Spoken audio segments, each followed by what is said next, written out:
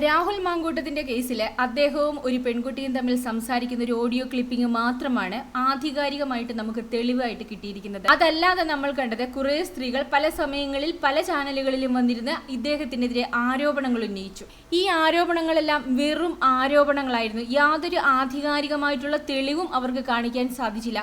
യഥാർത്ഥത്തിൽ ഈ ശബ്ദ സംഭാഷണത്തിലെ പെൺകുട്ടി പോലും ഒരു മാധ്യമത്തിന്റെ മുമ്പിൽ വന്നിട്ട് ഇയാൾക്കെതിരെ ആരോപണങ്ങൾ ഉന്നയിച്ചിട്ടില്ല. അവർ തമ്മിലുള്ള വ്യക്തിപരമായിട്ടുള്ള സ്വകാര്യ സംഭാഷണം ആരോ ചോർത്തി മാധ്യമങ്ങൾക്ക് കൊടുക്കുകയാണ് ചെയ്തത്. ഈ കേസിനെ വ്യത്യസ്തമാക്കുന്നത് ഇങ്ങനെ തെളിവില്ല അല്ലെങ്കിൽ ആരോപണങ്ങൾ ഉന്നയിച്ചു കുറേ ആൾക്കാർ വന്നു എന്നുള്ളതൊന്നുമല്ല.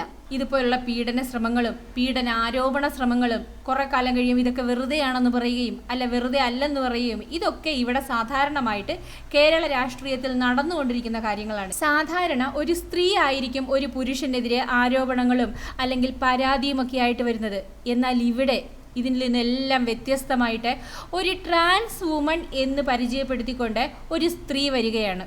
ഇദ്ദേഹം അവരെയും പീഡിപ്പിക്കാൻ ശ്രമിച്ചു, അല്ലെങ്കിൽ പീഡിപ്പിക്കാൻ വിളിച്ചു, അല്ലെങ്കിൽ പീഡിപ്പിക്കണമെന്ന് പറഞ്ഞു എന്നൊക്കെ പറഞ്ഞുകൊണ്ട് ഒരു 10-15 കൊല്ലം മുമ്പുള്ള ആൾക്കാർ കേരളത്തിൽ ഇങ്ങനെ ഒരു കാര്യം വരുമെന്ന് ചിന്തിച്ചിട്ട് പോലും ഉണ്ടാവില്ല.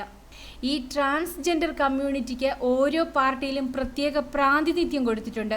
അത് ഞാൻ ഇന്നലെയാണ് അറിയുന്നത്. ഇന്നലെ ഇവരുടെ ഗ്രൂപ്പിലെ കോൺഗ്രസ് പാർട്ടിയിലെ പ്രാതിനിധ്യം വഹിക്കുന്നവർ വന്നിരുന്ന ഒരു വാർത്താ സമ്മേളനം നടത്തി.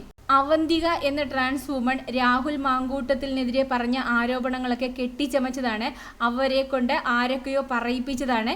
പക്ഷേ ഈ രാഹുൽ മാങ്കൂട്ടത്തിനോട് ഈ അവന്തികയ്ക്ക് ക്രഷായിരുന്നു അത്രേ. ഇത്തരം ആൾക്കാരെ വേഷം കെട്ടിച്ചുകൊണ്ട് പരസ്യമായിട്ട് എവിടെയും ആർക്കെതിരെയും എന്തും പറയാമെന്നൊരു സാഹചര്യത്തിലേക്ക് എത്തിച്ചു കൊടുത്തിരിക്കുന്നത് ഇവിടുത്തെ രാഷ്ട്രീയക്കാർ തന്നെയാണ്.